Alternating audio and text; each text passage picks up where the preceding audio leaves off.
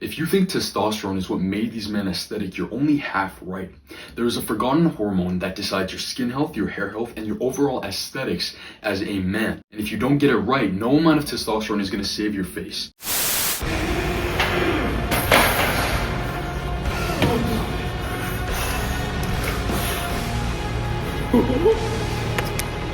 Let's go.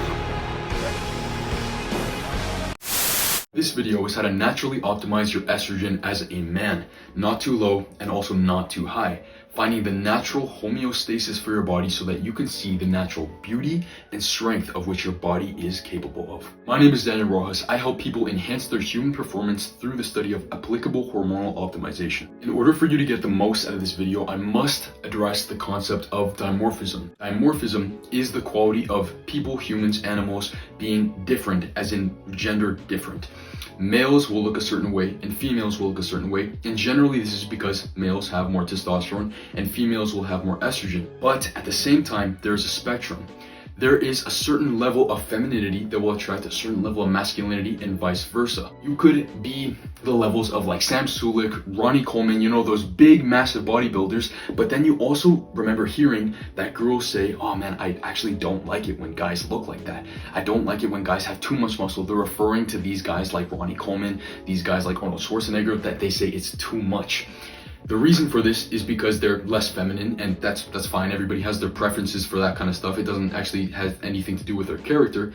But I just want to let you know, if you enhance your certain estrogen qualities, like your skin elasticity, your hair health, your actual beauty that can actually come as a man because of estrogen optimization, you will attract different people. That is imperative to understand. But in this video, I will help you optimize for your natural homeostasis, as in nothing to do with societal chemicals influence that will actually make you look a little bit more soy, if I were to put it in a certain way, and actually optimize for your appearance naturally, because nature is beautiful by default. So what can you expect if you have the proper levels of estrogen, if your body is in a balance?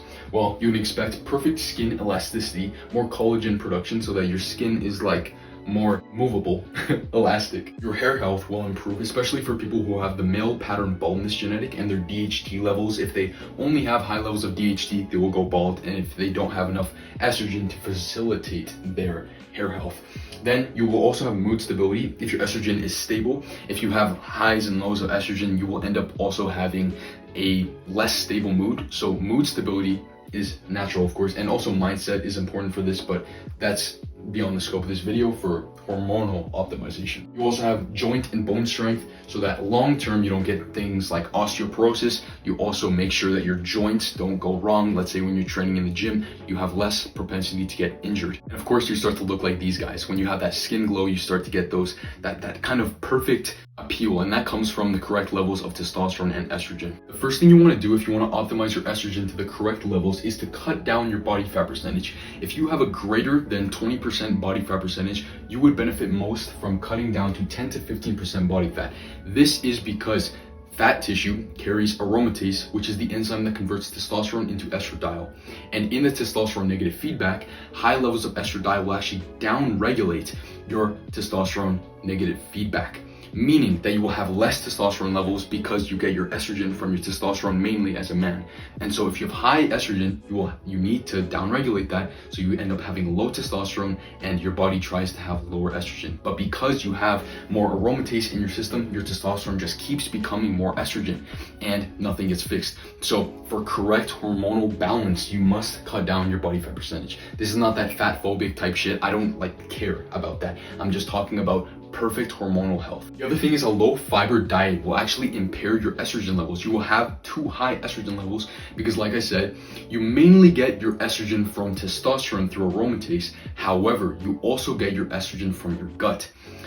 If you do not have enough fiber that helps excrete the estrogen producing substances within your gut, then you will end up having more estrogen in your body, of course downregulating the testosterone negative feedback because your body thinks, oh, I have too much estrogen because I have too much testosterone, which is false. And then there's phytoestrogens. Phytoestrogens are the things that will actually make it so that your gut produces more estrogen.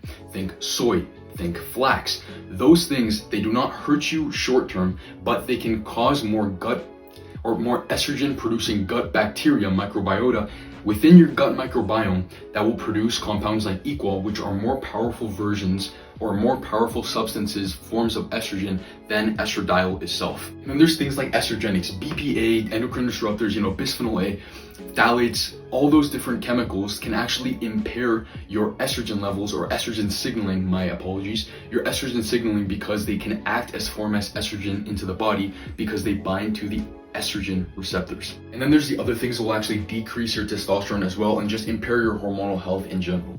Like alcohol. Another thing with alcohol that people don't talk about, not only is it poisonous for your liver, it also actually has really powerful phytoestrogens. Like beer has like terrible phytoestrogens. I can't think of the name, but I'll put one of them on screen.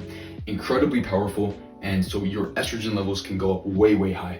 Then there's poor sleep and cortisol, as in stress. What are the solutions to these problems? Well, again, cut to 10 to 15% body fat for low aromatase levels. You can have fiber. I realized the best form of fiber, not only in fruits and veggies, the best form of fiber I found is in chia seeds. Chia seeds, if you mix them with like milk or just water, I honestly prefer milk, and you add like cocoa powder or whatever, you can create like a chia pudding that's freaking delicious, and I love it. And it's good fiber. Avoid long-term eating of soy and flax. Honestly, just avoid eating it altogether. Cruciferous veggies are actually aromatase inhibitors. So we talked about aromatase being the enzyme that converts testosterone into estrogen. If you consume cruciferous veggies, things like broccoli and kale, they will contain a compound called DIM, diindolylmethane, I believe it was called, if I remember correctly. And these can downregulate your aromatase activity, as well as, of course, sleep 7 to 9 hours minimum. Of course, like 9 hours is probably better.